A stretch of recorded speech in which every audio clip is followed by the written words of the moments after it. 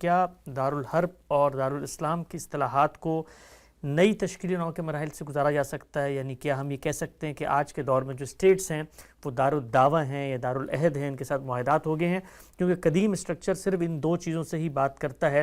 کیسے دیکھتے ہیں آپ اس قدیم نقطہ نظر کو اور پھر جدید ریاستی ڈیولپمنٹ کو، اور پھر ان کے درمیان کوئی عقد ہو سکتا ہے؟ میں نے پچھلی دفعہ بھی یہ عرض کیا تھا کہ مسلمان کی حیثیت سے میں سب سے پہلے یہ دیکھوں گا کہ میرے پروردگار نے مجھے کسی چیز کا پابند کیا ہے یا پابند نہیں کیا۔ ٹھیک۔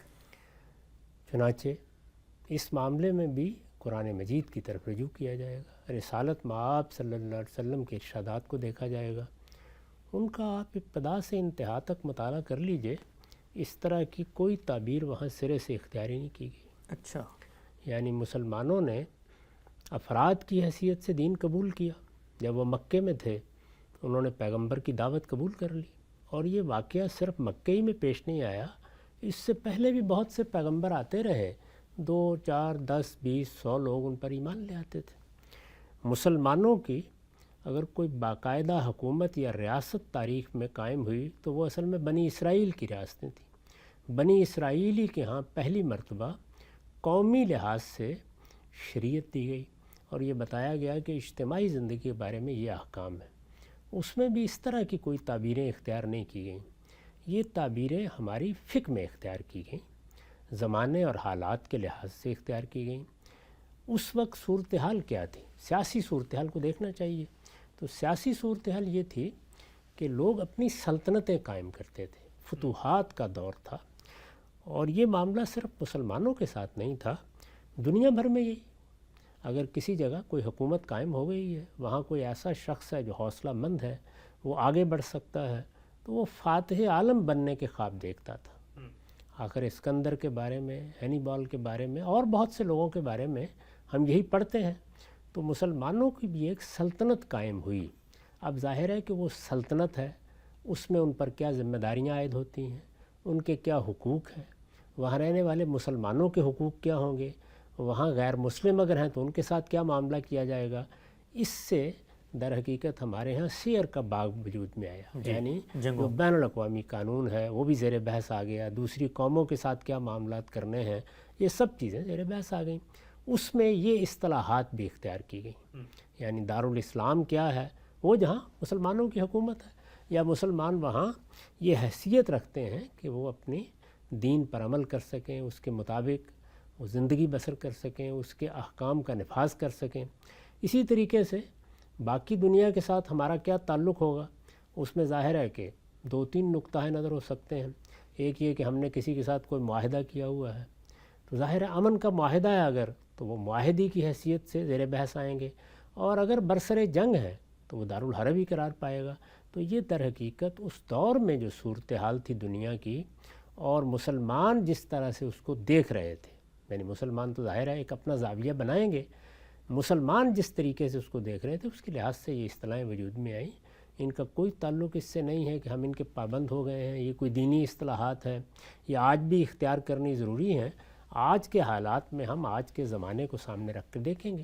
میں نے یہ توجہ دلائی تھی کہ اس وقت تو صورتحال یہ ہے کہ دنیا میں جب فتوحات کے خاتمے کا اعلان کیا گیا، یہ اعلان کر دیا گیا کہ اب دنیا میں کسی ملک کو، کسی علاقے کو فتح نہیں کیا جائے گا، اور اگر کوئی فتح کرے گا تو اس کو وہ علاقہ خالی کرنا پڑے گا، وہاں وہ اپنی مرضی سے تصرفات بھی نہیں کر سکتے۔ یہی در حقیقت وہ بین الاقوامی قانون یا معاہدات ہیں جن کا حوالہ دے کر ہمارے ہاں اسرائیل پر تنقید کی جاتی ہے۔ یہ طے ہو گیا۔ جب یہ طے ہو گیا تو اب ظاہر ہے کہ دنیا میں لوگوں کو رہنا ہے، تو اس میں پھر قومی ریاستوں کا تصور پیدا ہوا، اور قومی ریاستوں کا یہ تصور جس کے ساتھ اب ہم معاملہ کر رہے ہیں، اگر غور کر کے دیکھیں تو اس کے پیچھے بھی ایک بہت بڑی چیز ہے، وہ یہ ہے کہ دنیا میں بڑے پیمانے پہ مہاجرت ہو چکی ہے، یعنی لوگ مختلف ملکوں میں گئے ہیں، انہوں نے وہاں جا کے مستقل رہائش اختیار کر لی ہے۔ آپ مغربی ملکوں میں دیکھ لیں، مسلمان ملکوں میں بھی، یعنی اب تو پابندیاں لگ گئیں پچھلی 1 صدی میں، اس سے پہلے تو ایسی پابندیاں نہیں تھیں۔ چنانچہ آپ کو شام میں، آپ کو عراق میں جس طرح مسلمان ملیں گے اسی طرح سے مسیحی بھی ملیں گے، بعض ملکوں میں بدھ بھی ہوں گے، بعض میں بہائی ہوں گے، بعض میں اور باقی مذاہب کے پیروکار ہوں گے۔ ہمارے بر صغیر میں بھی آپ دیکھ لیں یہی صورتحال ہے. یعنی آپ پاکستان میں دیکھ لیں، بنگلہ دیش میں دیکھ لیں، یہ مسلمان حکومتیں ہیں، لیکن یہاں پر بھی بہت بڑی تعداد ہندوؤں کی رہی ہے، سکھوں کی رہی ہے. بنگلہ دیش میں اب بھی موجود ہے. اسی طرح کی صورتحال باقی مذاہب کی ہے. اس میں یہ تصور پیدا کیا گیا کہ قومی ریاستیں وطن کی بنیاد پر قائم کی جائیں. یعنی اس کے علاوہ فی الحال کوئی چارہ نظر نہیں آ رہا تھا. تو جب دنیا میں فتوحات کے دور کو آپ نے، فتوحات میں تو یہ تھا کہ میں نے اگر ایک علاقہ فتح کر لیا تو میں اس کی سرحدیں طے کر دوں گا، اور اس میں تعلق بھی حاکم اور رعایا کا ہوتا تھا. یعنی اس تعلق کی نوعیت بھی بالکل متعین تھی. زمین حکمران کی ہے، وہ لوگ رعایا بن چکے ہیں، وہ جس طرح چاہے گا ان کے ساتھ معاملہ کرے گا. اس میں بھی کچھ قوانین تھے، کچھ ضابطے تھے، ان کو ملحوظ رکھا جاتا تھا، لیکن بنیادی بات یہ تھی. تو اب یہ سوال پیدا ہوا کہ کیا کیا جائے. تو اس میں پھر یہ طے کیا گیا کہ اس وطن میں جو لوگ بھی بس رہے ہیں وہ سب برابر کے شہری ہیں. ان کو اب اپنا نظم حکومت قائم کرنا ہے. تو وہ نظم حکومت کس اصول پر قائم کریں گے یہ وہ مل بیٹھ کے طے کر لیں. یہ بات ہو گئی. اس میں اب آپ کس لحاظ سے کچھ چیزوں کو بارے میں متعین کریں گے.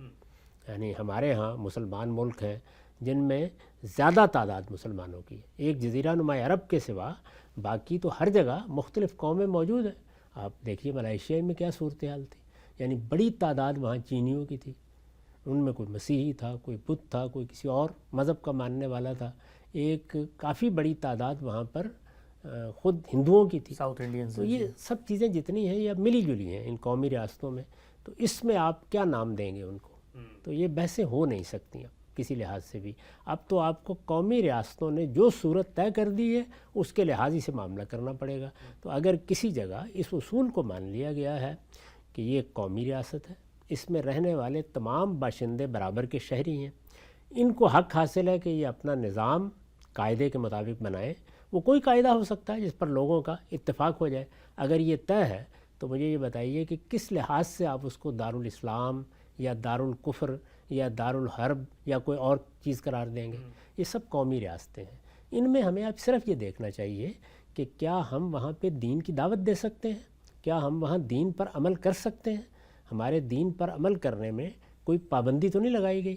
ہم وہاں نماز پڑھیں گے، ہم وہاں مسجد بنائیں گے، ہم وہاں لوگوں کو دین کی دعوت دیں گے. یہ صورتحال موجود ہے تو اس کا مطلب یہ ہے کہ آزادی کے ساتھ وہاں رہ رہے ہیں. تو اس کو آپ جو نام چاہے دے دیں. آپ اس کو دارالدعوہ کا نام دے دیں، دارالامن کا نام دے دیں. کوئی دینا ہے تو دے لیں، ورنہ میرے خیال میں اس کی کوئی ضرورت نہیں ہے. واضح تقسیم ہے. جس جگہ ہمیں اکثریت ہوگی وہاں ہمارا حق ہے کہ ہم وہاں اپنے قانون پر عمل پیرا ہوں، اور انفرادی نہیں بلکہ اجتماعی زندگی کے بارے میں ہمارے دین نے جو احکام دیے ہیں ہم ان کا نفاذ بھی کریں. اور جس جگہ یہ ہماری حیثیت نہیں ہے وہاں مسلمان کمیونٹی ہے تو مسلمان کمیونٹی کو البتہ اپنے اندر وحدت پیدا کرنی چاہیے. اپنے مذہبی معاملات کو انجام دینے کے لیے کوئی قاعدہ ضابطہ بنانا چاہیے. مساجد کا اہتمام ہے، جمعے کا اہتمام ہے، اسی طرح لوگوں کی تدفین کے مسائل ہیں. یہ اصل میں کمیونٹی کے مسائل ہیں. ان کو فرقہ بندیوں سے بلند ہونا چاہیے اور اسی لحاظ سے ان کا اہتمام کرنا چاہیے. تو اس وقت کے مسائل یہ ہیں، یہ مسائل اس وقت کے مسائل نہیں.